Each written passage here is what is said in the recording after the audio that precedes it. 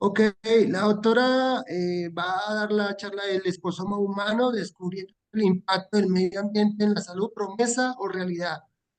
La doctora Kelly Polido Kaneshiro de Olimpo de Brasil es odontóloga con maestría en ortodoncia y odontología en salud pública de la Universidad de Sao Paulo, Brasil, y un doctorado en salud pública de esta misma universidad. Actualmente es profesora asociada del Departamento de Salud Ambiental de la Facultad de Salud Pública de la Universidad de Sao Paulo, iniciando su carrera en esta institución en 2014. Realizó un postdoctorado en la Universidad de Sao Paulo en el Departamento de Ciencias Biológicas, POD-USP 2010-2011, y un postdoctorado en epidemiología de la FSP-USP 2012-2013. Obtuvo el título de libre docente en 2017 y es supervisora de maestría, doctorado y postdoctorado, coordinando estudios en cooperación con instituciones nacionales como UFABC, Fiocruz, IPT, UNIFES, CETES, internacionales como Imperial College of London, Reino Unido, Aristotle University of Thessaloniki, Grecia, y Sur Africa Medical Research Council. Se desempeña como editor asociado de la publicación científica Frontiers in Reproductive Health y es parte del consejo editorial de Current Opinion in Environmental Science and Health, editor y supervisor de la revista Frontiers in Oral Health y editor invitado de las revistas científicas Frontiers and Public Health and Current Opinion in Environmental Science and Health. Woman and Child Environmental Health Impact of Pollutants in Children Special Issue. Responsable de la creación del sitio web para la prevención de la exposición al plomo dirigido a niños en edad preescolar, tutores y profesionales de la educación y la salud. En la página web pueden encontrar la página web que está entre paréntesis, en asociación con el Ministerio de Salud, Organización Panamericana de la Salud, Secretarías Municipales de Educación y Medio Ambiente de Susano, SP, Sao Paulo de Asumo, CETES, y tiene interés científico y proyectos en curso en las áreas de toxicología ambiental y ocupacional, epidemiología ambiental, salud del trabajador y salud ambiental, priorizando el estudio del esposoma humano. Participa en actividades de extensión enfocadas en la salud del trabajador y ambiental, siendo parte de comisiones enfocadas en la salud del trabajador. Es líder del grupo de investigación ETSAT, Esposoma y Salud de los Trabajadores. Es la orgullosa madre de dos hijas nacidas en 2006 y 2015. Muchas gracias, doctora, y bienvenida. Muito obrigada pela apresentação. Preparei minhas diapositivas em espanhol, pero hablaré em português nesta conferência.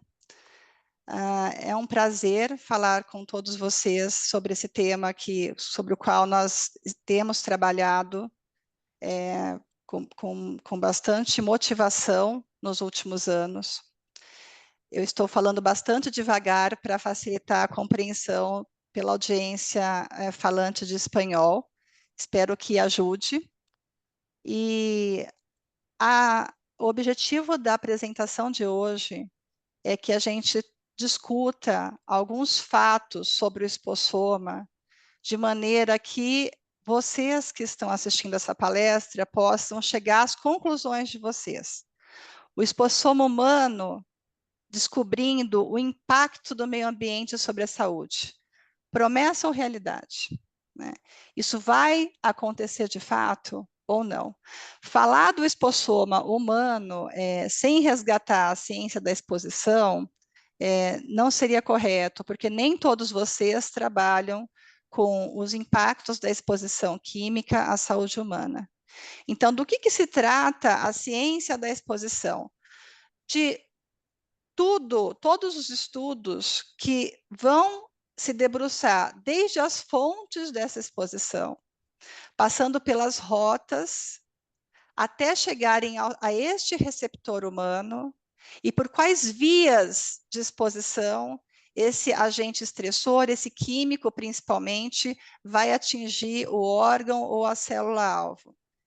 Então, tudo com o que nós temos contato através da ingestão, da respiração, do contato físico, e como esse agente químico vai se combinar ou não ao nosso ambiente interno, causando uma resposta biológica no humano, faz parte do campo da ciência da exposição. Próximo, por favor. Isso. Então, os progressos nesse campo científico, eles começam quando surgem as curiosidades científicas de quais as origens ambientais das doenças humanas. O ambiente causava doença no ser humano? Então, já na primeira metade do século XX, nós, os cientistas da exposição daquela época, os engenheiros, já tinham à sua disposição os instrumentos para medir essas exposições, ou essas potenciais exposições químicas, né? Que permitiriam iniciar uma construção mais adequada de relações de exposição-resposta sobre as doenças ocupacionais, as enfermidades profissionais. O trabalho científico sobre esse tema, ele se desenvolveu, obviamente, começando principalmente em minas e fábricas, né? Atentando a quê? Se preocupando principalmente com o quê? Com as poeiras e com o ar. Então, quais químicos, em quais concentrações eram carreados pela poeira e pelo ar e chegavam até o trabalhador. Próximo. The next one, please. Então, entre as décadas de 50 e 70, começaram a ser desenvolvidos os primeiros estudos de exposição química, não mais voltados somente à saúde do trabalhador, à saúde do profissional, mas também se preocupando com a exposição da população geral, com a exposição que acontecia no ambiente onde esses trabalhadores viviam, e não somente onde esses trabalhadores trabalhavam.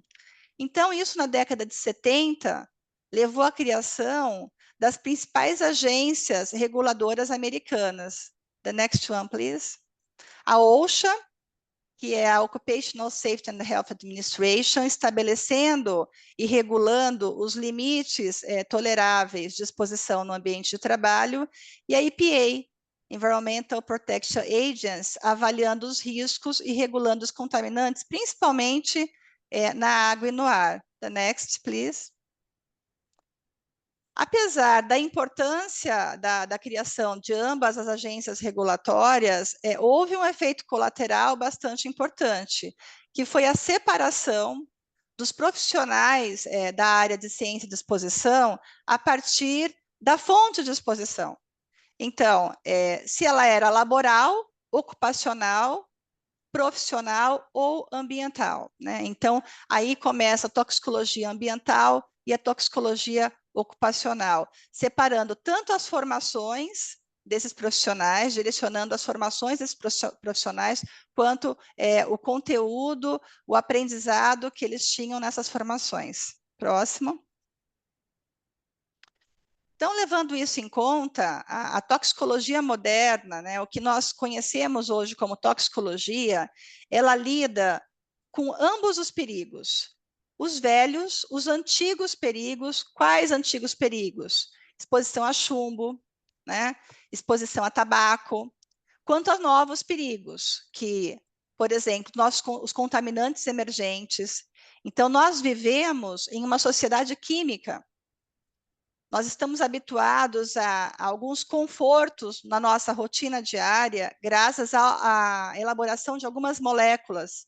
Só que do momento da criação de uma molécula, desenvolvimento de uma molécula, a colocação dessa molécula no mercado para uso da sociedade, até que os estudos de toxicidade sejam finalizados, existe uma lacuna grande de tempo, e aí muitos perigos já chegaram até a população.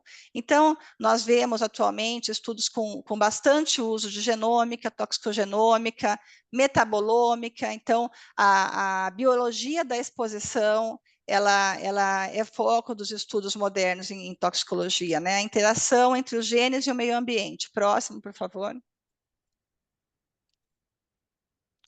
Nós sabemos que há riscos de desenvolvimento de doenças crônicas, doenças não transmissíveis, que têm causas tanto genéticas quanto ambientais. Só que nós também sabemos, pela literatura científica atual, que 70% a 90% dos riscos das enfermidades eles são atribuídos a diferenças nos ambientes onde essa população habita, onde esses indivíduos habitam, né? Então, uma parte importante das causas das doenças crônicas é derivada de fatores genéticos. Então, nós temos aí estudos para mostrar, né, que existem efeitos ambientais similares aos efeitos genéticos, causando doenças crônicas. O estudo de Rapaport, de 2016, mostra, né, 19% de causas genéticas para doenças crônicas, variando entre 3% e 49%. Né?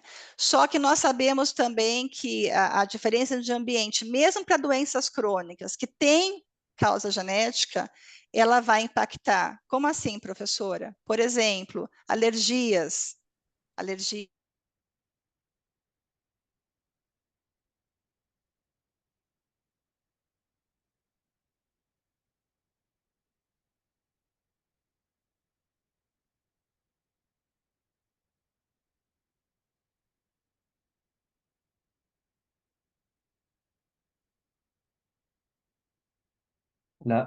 ¿Solo yo dejé de escuchar? No, se cortó ella. Escuchas. Apagó su micrófono. Sí, está en silenciado el micrófono. Me ouvem agora? Ah, ya, Sim? ya escuto. Sim? Obrigada, graças. Me ouviram até esse slide? Você Up to here, it's okay? Estava finalizando o slide. Ok. Eu falava da alergia. Isso. Até alergia vocês ouviram. Sim.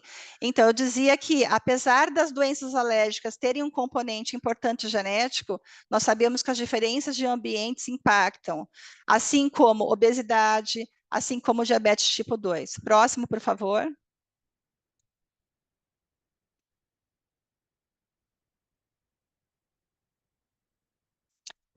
Então, a gente vê... the previous one, please. Anterior, por favor. The next. Isso, thank you. Então, esse modo de fazer ciência atual, ele sempre está focado em uma causa vinculada a um desfecho em saúde, né? Então, muito da investigação epidemiológica atual é baseada em dados secundários, que se concentram em pesquisas particulares, qual o papel do cádmio no câncer, qual o papel do chumbo no rebaixamento de inteligência, quando a gente sabe que o ser humano não está exposto a apenas um agente químico, ou a somente um estressor ambiental, ou nem a 2, nem a 3 por vez.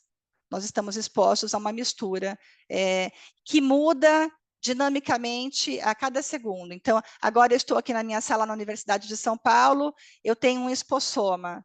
Ali no corredor outro, lá na rua, na Doutor Arnaldo, na avenida, aqui em São Paulo, outro, né?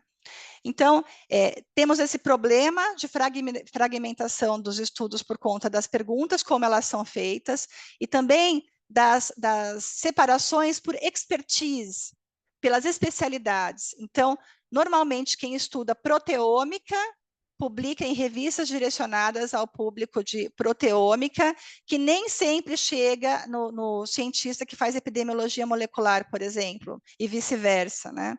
Então, isso confunde bastante a definição de exposições ambientais, porque a gente sabe que na vida real as coisas não acontecem assim, e todas as categorias de exposições deveriam ser analisadas, investigadas de forma coletiva, ao invés de individualmente. Próximo. Aqui nós temos uma figura que é retirada de um artigo, né, do professor de Berkeley, de Rappaport, e que ele mostra uma visão mais coesa da exposição ambiental. Como é a organização do Congresso que passa os slides para mim, eu não consigo usar o ponteiro para mostrar para vocês. Mas essa visão mais coesa da exposição ambiental, ela mostra que a gente pode considerar o ambiente como o ambiente químico interno do nosso corpo, as exposições como as quantidades de produtos químicos biologicamente ativos nesse ambiente interno, né? E aí a gente pode começar a pensar num ambiente externo, onde estão as fontes de exposição, e no ambiente interno do nosso corpo. Próximo, por favor.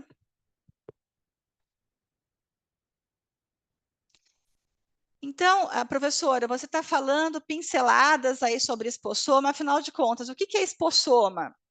Em 2005, Christopher Wild, que é um pesquisador da IARC, da Agência Internacional de Estudo de Câncer, ele cunhou o termo espossoma pela primeira vez, como sendo o conjunto de todas as exposições humanas, desde o ventre materno até a morte, né? E aí, esse termo espossoma, ele ficou parado, literalmente parado, sem grandes discussões científicas, até 2012, vejam, são vários anos depois, que Rappaport, que é um pesquisador bastante renomado da área de ciência da exposição da Universidade de Berkeley, retoma esse tema, esse termo, perdão, e começa a fazer várias publicações sobre o espossoma, né, e aventar essa abordagem nas metodologias da área da ciência da exposição. Então, o espossoma, ele tem 3 domínios a serem trabalhados, né, que é o ambiente externo geral, que vocês viram na figura anterior, o ambiente externo específico, que eu vou mostrar já já, e o ambiente interno. Próximo, por favor. Então, vocês veem no círculo inferior, do lado esquerdo, o ambiente externo geral. Então, o ambiente externo geral, ele é composto por clima, oferecimento de espaços verdes para essa população, o ambiente urbano, o tráfego veicular, o capital social.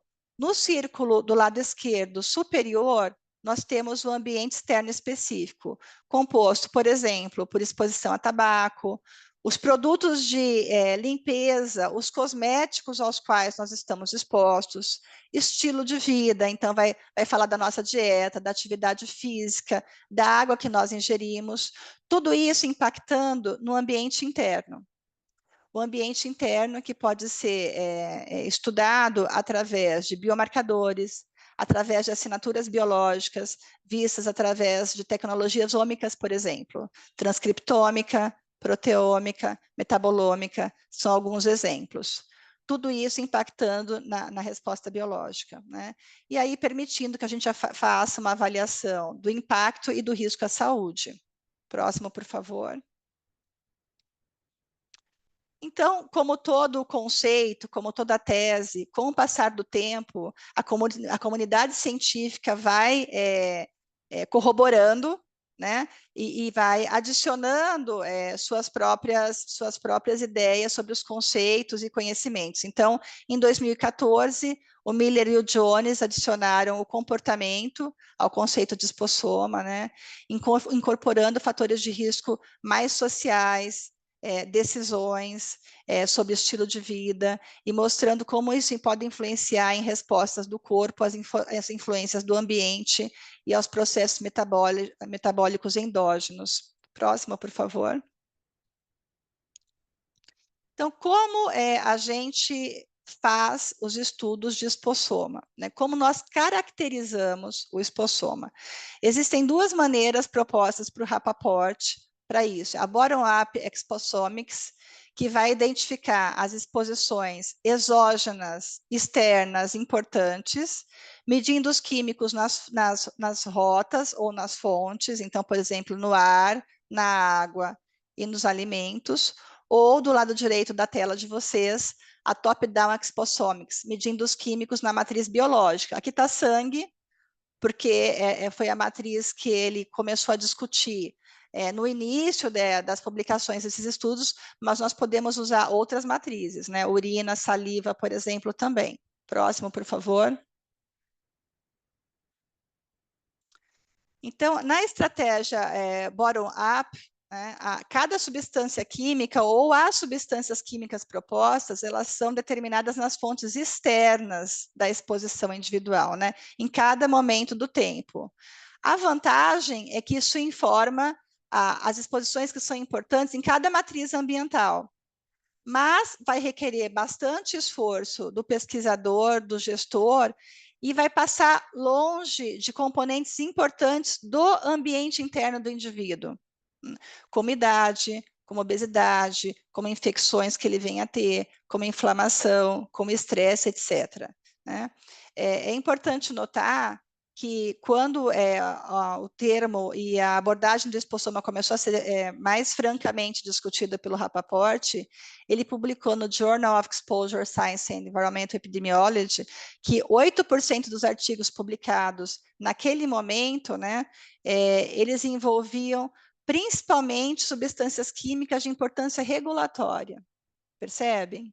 Então, os cientistas, quando faziam os estudos do impacto do ambiente sobre a saúde humana, eles se preocupavam em selecionar os químicos de importância regulatória, quando nós sabemos o descompasso que há entre o risco ao qual o ser humano está exposto e, finalmente, a regulação pelas agências responsáveis.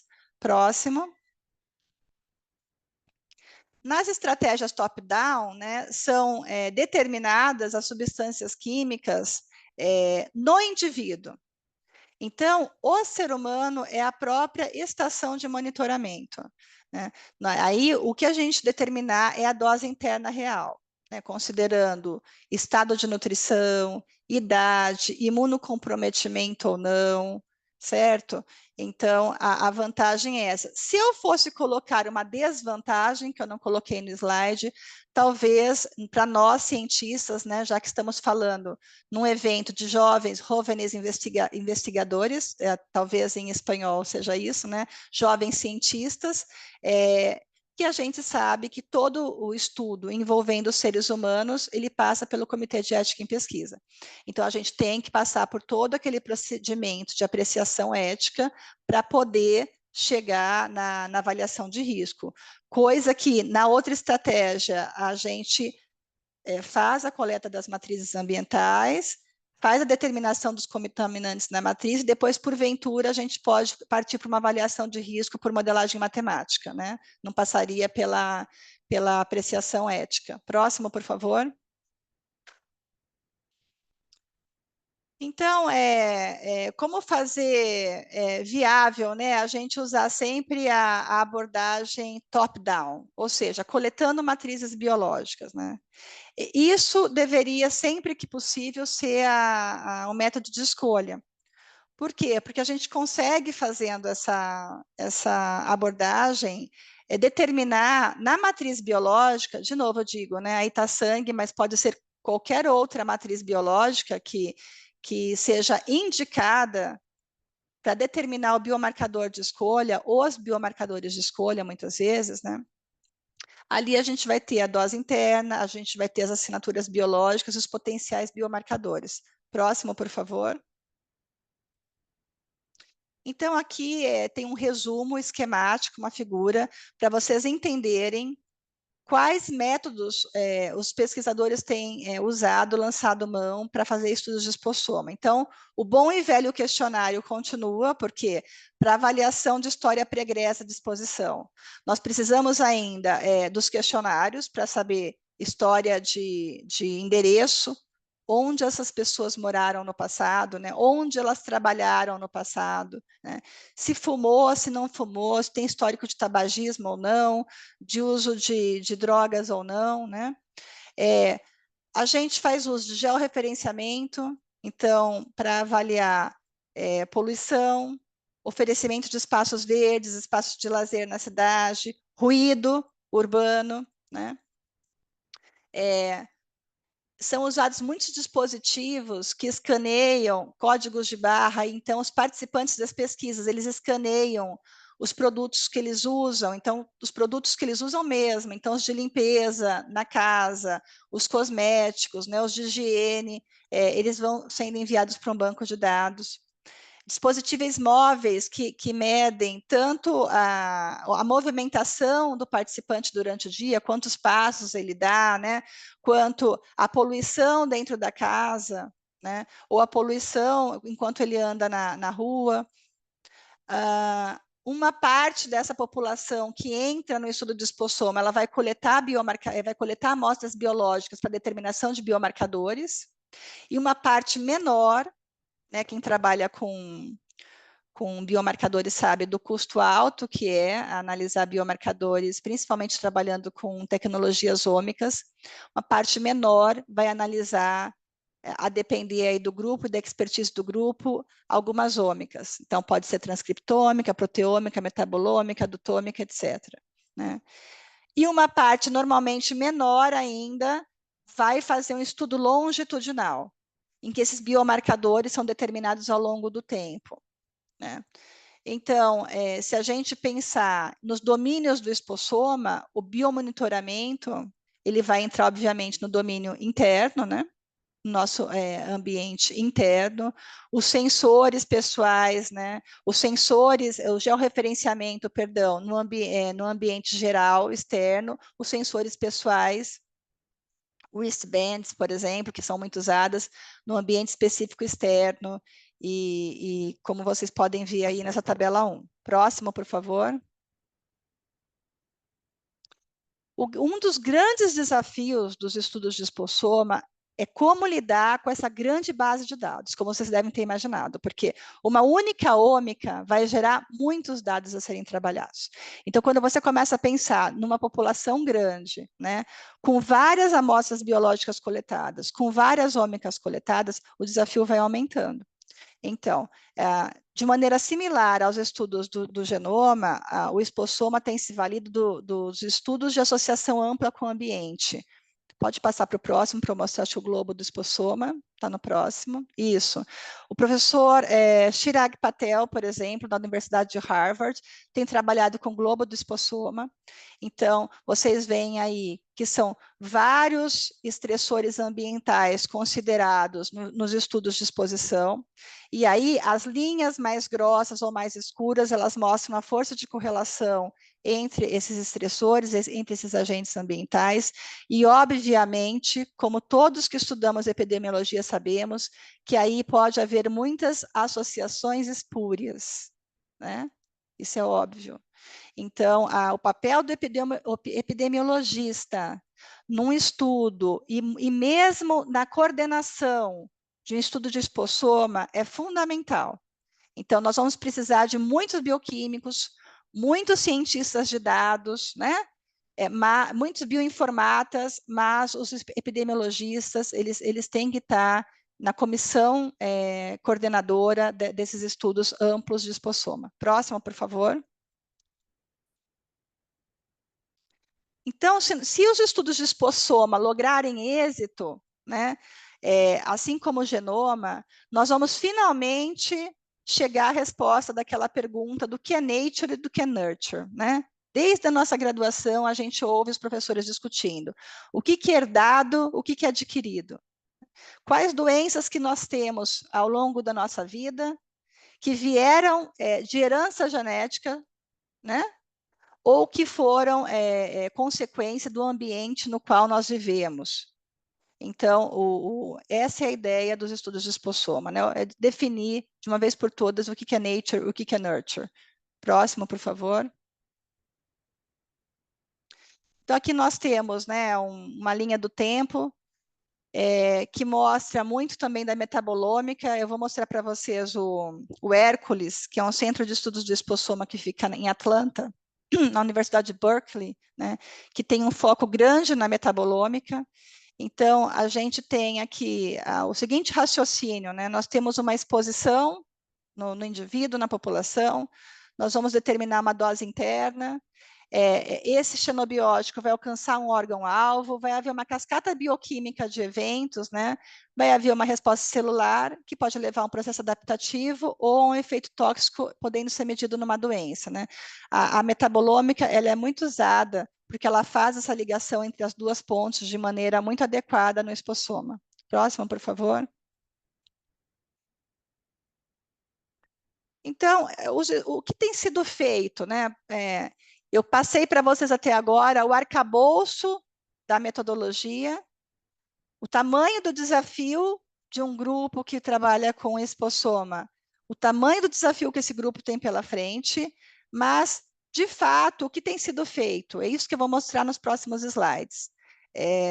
Todos os grupos científicos que têm investigado o espossoma, eles querem as seguintes respostas, né? Quais as misturas químicas que são mais importantes da perspectiva da saúde pública e da saúde do trabalhador, saúde ocupacional?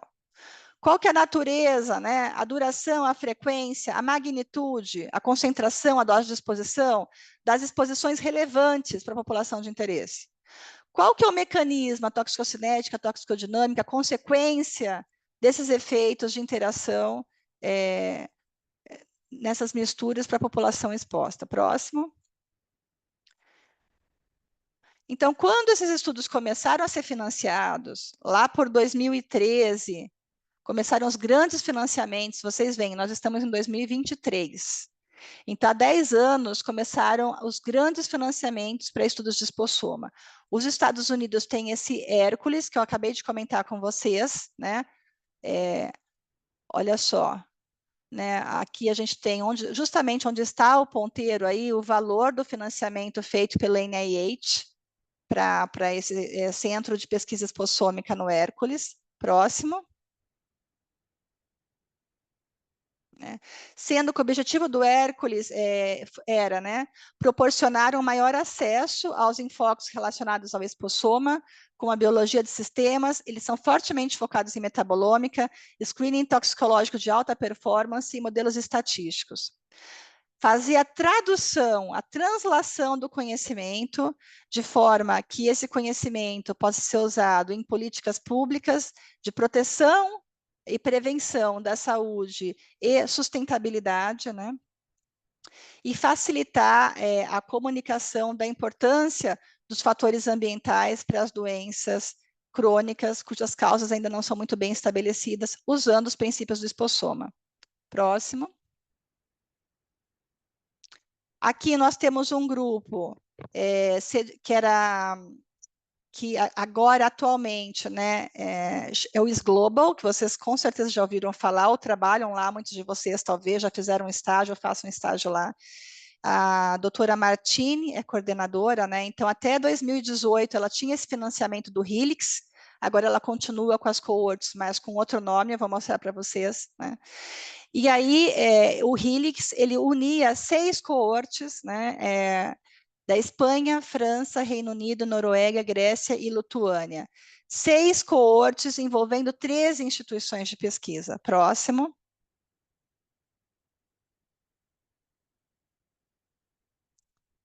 E aí fica bem claro nesse slide o que eu falei para vocês, né? No número 1, 32 mil pares mãe e filho incluídos nas cohortes. No número 2, 1.200 pares mães-filhos para alguns biomarcadores de exposição e algumas ômicas.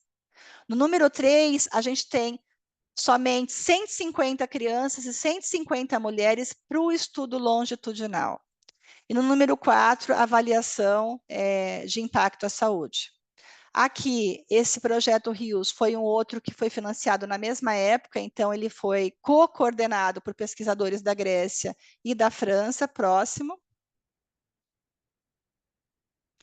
A ideia era caracterizar a espossoma interno, né, o foco deles, envolvendo 335 mil indivíduos, trabalhando bastante no desenvolvimento metodológico para estudos de espossoma, incluindo gêmeos, inclusive. Próximo. O Exposomics, sediado no Imperial College London, sob a batuta do professor Paolo Vinês, né, com envolvimento de vários institutos de pesquisa, tinha um enfoque bastante grande na contaminação do ar e da água, na monitorização pessoal, em compreender como esses xenobióticos influenciavam nos riscos para enfermidades crônicas. Próximo. Então, atualmente, o que nós temos acontecendo? Então, começaram com esses estudos financiados que eu mostrei. Atualmente, se vocês entrarem hoje no Google e fizerem a pesquisa, quem está trabalhando com espossoma porque eu quero fazer um estágio, eu fiquei super interessado quando eu participei do evento promovido na Colômbia e quero fazer um estágio sobre espossoma num centro de espossoma. Vocês vão encontrar 126 grupos de pesquisa. Olha como cresceu. 126 grupos de pesquisa de 24 países, em 9 projetos de grande número amostral, envolvendo um financiamento de 106 milhões de euros da Comissão Europeia. Próximo. Esses são os projetos que fazem parte desses estudos financiados pela União Europeia sobre espossoma, tá? Então, um deles é aquele do Helix, né, que a doutora Martini continua. O pessoal que estava envolvido no SGlobal está em algum projeto desse. Enfim, todos aqueles pesquisadores que iniciaram, eles continuam, só que foram obtidos novos financiamentos e os projetos adquiriram novos nomes, mas eles continuam trabalhando com espossoma. Uns são mais focados na exposição desde o ventre materno até as idades mais jovens, né? Outros em espossoma urbano, como esse Expanse, no espossoma urbano, né? Nas exposições que nós temos nas grandes cidades. Né? O EFOR, que eu vou mostrar na sequência, que é algo que nos interessa muito aqui no Brasil, ele é focado na saúde do trabalhador, então nas exposições ocupacionais. Próximo, por favor. Aqui, se vocês entrarem no site do EFOR, vocês vão ver toda a metodologia que ele se propõe a desenvolver num projeto que começou em 2020, vai até 2024. É importante eu chamar a atenção de vocês que mesmo aqueles projetos que começaram em 2013, muitos deles ainda não têm os resultados de todos os biomarcadores, de todas as ômicas sendo discutidas em conjunto, né? Eles têm, às vezes, perguntas de pesquisa específicas, muitos estudos publicados sobre perguntas de pesquisa específicas, e aí os resultados obtidos no acompanhamento das coortes. Mas fazer essa análise de muitas ômicas e muitos fatores ambientais conjuntos está em trabalho, muitos grupos estão trabalhando nisso ainda. Então, o EFOR começou em 2020, vai até 2024. Próximo, por favor. Quem tiver interesse, procura esse artigo, que tem praticamente o protocolo do estudo do EFOR, tá? Que é o estudo do espossoma para a saúde do trabalhador, as coortes envolvidas, com coordenação do pessoal da Bélgica. Próximo, por favor. Aqui, né, para mostrar que a gente tem trabalhado nessa abordagem do espossoma com parceria do coordenador do RIUS na Grécia e dos pesquisadores do Imperial College London. Próximo, por favor. Eu vou dar uma acelerada por conta do tempo. Publicamos aí um artigo discutindo o espossoma humano na língua portuguesa, porque nós tínhamos muita coisa em inglês, mas nós sabemos que os formuladores de política pública nem sempre têm tempo de ler artigos científicos em inglês, então nós publicamos em português. Próximo. Então, no nosso projeto, a gente está analisando metabolômica, lipidômica, transcriptômica, né, por diversas matrizes biológicas, estudando aí potenciais biomarcadores e rotas biológicas alteradas. Próximo. Publicamos, né? Quem tiver interesse, infelizmente o tempo é curto, não dá para explicar tudo, mas publicamos um estudo com trabalhadores informais que produzem joias dentro das suas casas, sobre o impacto do trabalho ocupacional sobre os metabólitos e as proteínas desses trabalhadores. Próximo. né? Então, a gente mostra aqui um total, né, de compostos aí alterados, tanto na metabolômica quanto na proteômica, rotas biológicas, né, com distúrbios pelo trabalho causados pelo trabalho informal, essas rotas que a gente não tem tempo de nomear agora, mas estão no artigo próximo. Esse aqui é o doutorado da Fernanda, que está na audiência, né? A Fernanda é doutoranda do nosso grupo, esteve na organização do evento com vocês, então ela fez a transcriptômica e ela verificou que houve alteração da expressão gênica, tanto em trabalhadores formais quanto informais, os informais lá da produção de joias e os formais trabalhando em siderúrgica. Próximo.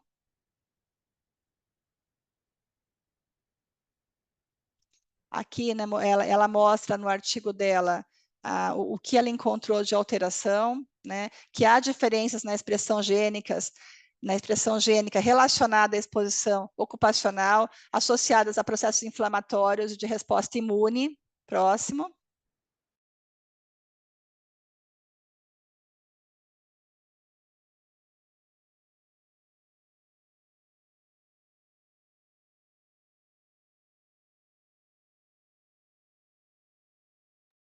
Professora? Não consigo te escutar.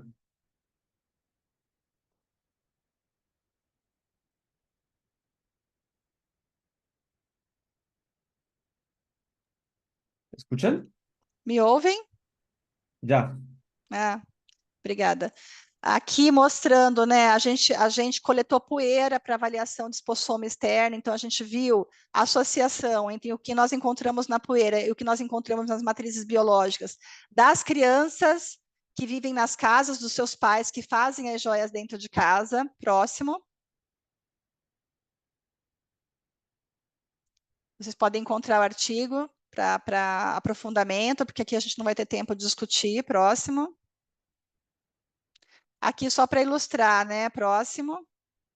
Que nós vemos mamadeiras, né, os biberones, na mesma mesa onde as soldas são feitas. Próximo. Alimento, né? Pão com mantequilla junto com a solda. Próximo, obrigada. Aqui, aquelas montanhas ao fundo da foto não são paisagem natural, infelizmente, são montanhas de rejeitos da Companhia Siderúrgica Nacional, está do lado da quadra onde as crianças brincam e do lado do rio que abastece a cidade. Próximo. Então, para a gente ir finalizando, o espossoma não tem técnicas inovadoras, né? Se vocês pensarem, questionários sempre existiram, certo? Nós sempre usamos questionários. Estudos de associação ampla com o ambiente já vêm sido aplicados há algum tempo. Utilização de sensores, de georreferenciamento, epidemiologia molecular, transcriptômica, adotômica, lipidômica, proteômica, isso tudo vem sido usado, né? A novidade do espossoma é a mudança de paradigma, é a mudança do pensar a ciência, é planejar os estudos em grandes grupos de especialistas, prevendo que a gente consiga avaliar nos momentos oportunos do ciclo de vida dos indivíduos, nas janelas de maior vulnerabilidade, né, a quantidade maior possível de estressores ambientais e ir acompanhando ao longo do tempo. Então, é um grande desafio, porque trabalhar com grandes grupos, de especialidades diferentes, quem coordena grandes estudos sabe que é um grande desafio, né? Mas é uma grande oportunidade também. Próximo. Então, se nós pensarmos que somente em 2012, que os estudos de espossoma foram sendo reforçados, né, principalmente com o apoio aí do pessoal de Berkeley, o espossoma ainda é um adolescente, né? Ele ainda está com 11 anos de idade, desde esse reforço dos estudos. Em 2013 vieram os primeiros financiamentos. Então, para mim, professora Kelly, para responder a pergunta do início da palestra, o espossoma é uma realidade, né? Que enfrenta uma série de desafios, mas que estão sendo realmente superados e trabalhados por grandes especialistas do mundo todo. E mesmo que os problemas existam, né, a gente está vendo um grande desenvolvimento e uma grande assertividade, porque está tendo financiamento tanto de agências do hemisfério norte quanto da Europa, e a gente quer que isso aconteça aqui para nós, né, da América Latina e Caribe. Seria muito importante que nós, da América Latina e Caribe, nos uníssemos em grandes consórcios para estudar o espossoma também da nossa população. Próximo. Aqui, se vocês entrarem na Frontiers in Public Health, vocês vão ver que eu editei um número especial sobre espossoma. Próximo. Então, é um tema, mais um, isso, é um tema que tem grande interesse, né? Ele já tem 10 mil visualizações e downloads, então, 2.500 downloads. Então, é um tema que tem despertado bastante interesse. Próximo. Aqui o nosso grupo de estudo. As fotos precisam ser atualizadas, já estão bem antigas. Mais um. Mais um, próximo.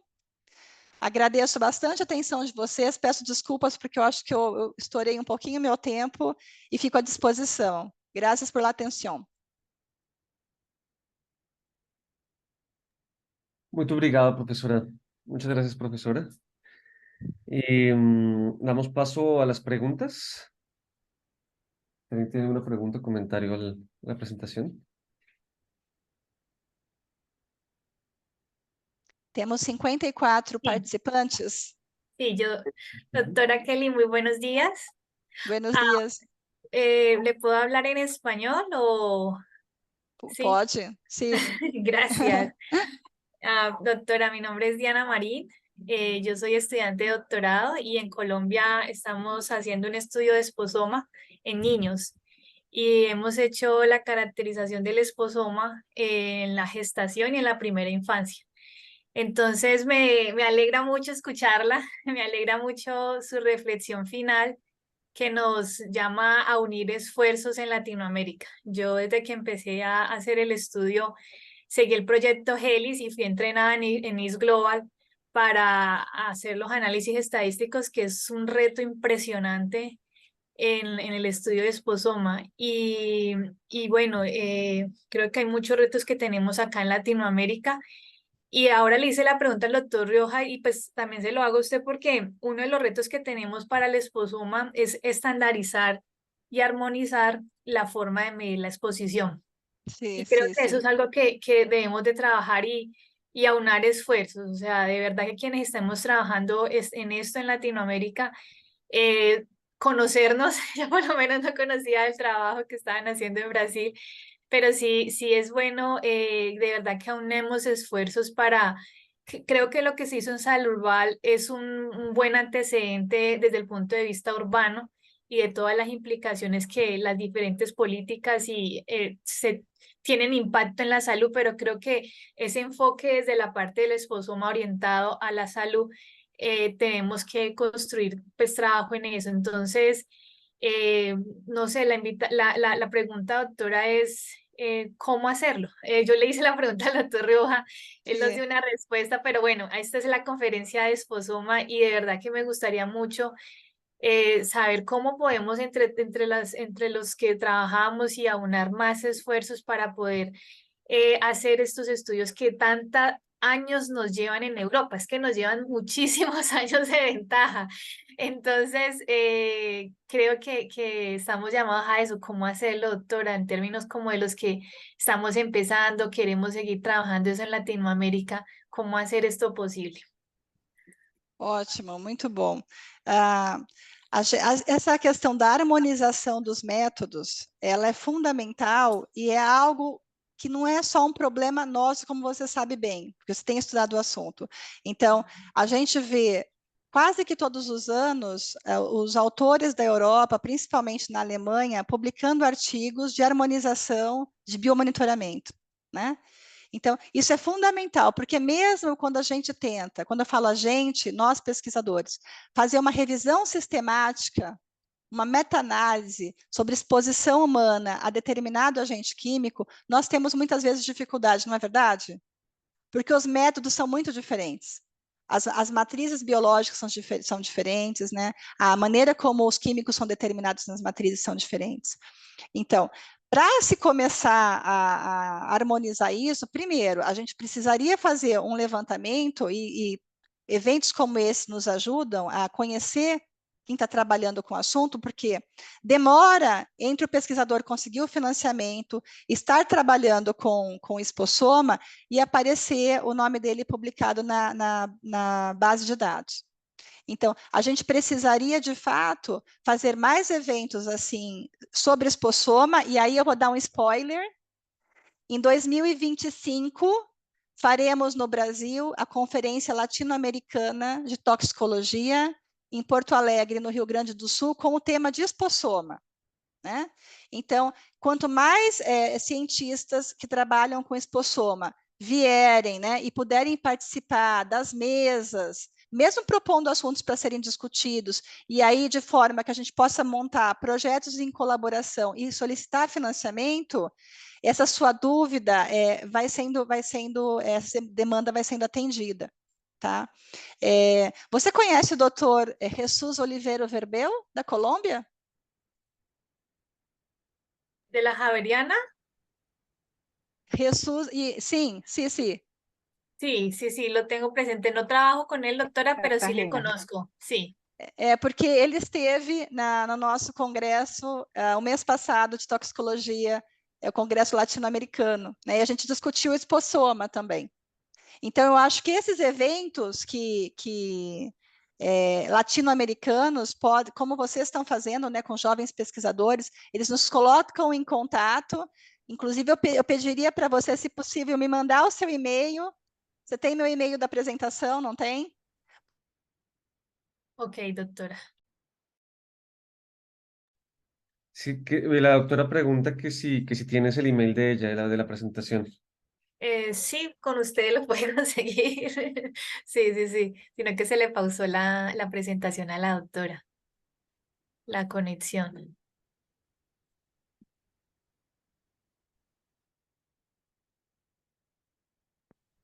Me ouvem? Ya, ujú. Oi? Ya, te escuchamos. Vocês me ouvem? A gente te ouve. Você ouve, nos ouve?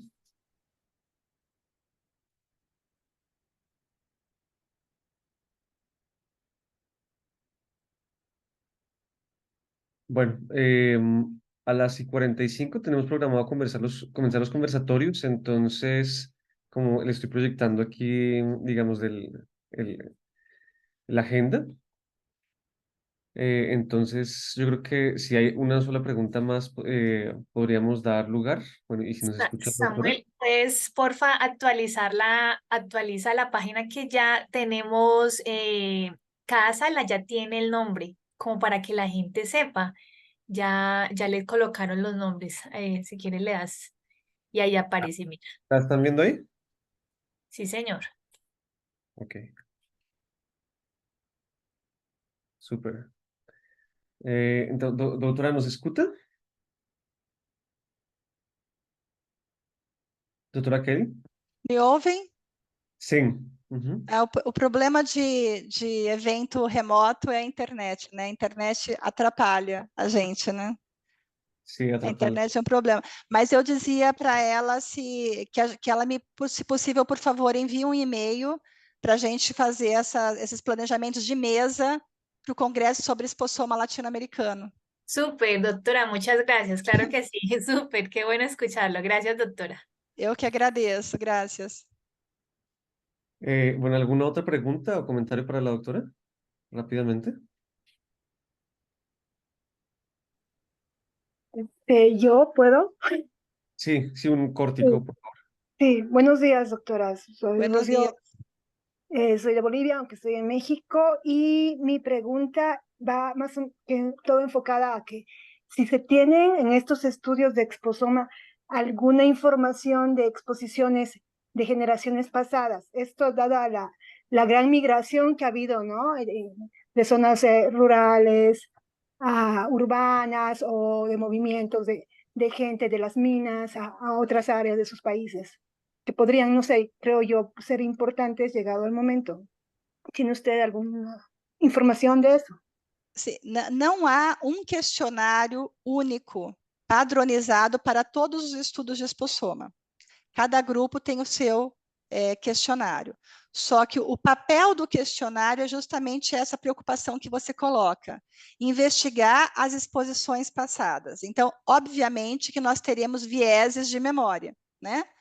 Porque a informação é dada pelo participante de pesquisa, não é feita nenhuma coleta para averiguar isso, mas sim, há essa preocupação de saber onde ele morou, onde ele estudou, por quanto tempo, onde ele trabalhou, de que país ele veio, né? O que tinha naqueles lugares. Então, sim, existe sempre essa preocupação da exposição pregressa. Ok, gracias. Muito obrigado, doctora. Muchas gracias. Entonces, vamos a ir cerrando, bueno, porque ya en 3 minutos vamos a comenzar las mesas del conversatorio. Entonces, le agradecemos mucho. Todos y todas quedamos muy contentos con su exposición, muy buena. Muchísimas gracias. Y creo que es un tema que cobra gran importancia, ¿no? Y hacia donde muchos esfuerzos en la región deberían dirigirse. Entonces, Agradeço bastante. sí, entonces le agradecemos mucho y le invitamos a las demás personas. Hubo una pregunta o un par de preguntas por el chat. Los invitamos a que le escriban a la doctora y invitarlos pues entonces al conversatorio, que es la primera sesión de Abstracts, que está aquí en Hora Colombia 10:45, 11:30 y con los URLs. Vamos a tener 4 mesas simultáneas y pueden entrar, pues digamos, a la que ustedes deseen. Una mesa de aire, una de agua, una de salud ocupacional y otra de políticas. Entonces, este es un espacio especial, ¿no? O sea, es el espacio, digamos, como de conversatorio y de carácter, digamos, no de congreso, sino más de conversar entre jóvenes investigadores. Entonces, los invitamos, por favor, a que se unan. Voy a poner el link nuevamente aquí en el chat. eh, el link de la página del evento y pueden ir aquí ¿no? a la agenda y aquí y se unen aquí a la mesa de su preferencia. Y luego a las 11:30 hora Colombia estaremos con la charla magistral Avances de la investigación en cambio climático y salud en América Latina por la doctora Magali de México. Entonces, muchas gracias. Bueno, muchas gracias a todos los asistentes hasta el momento. Muchas gracias a la doctora Polido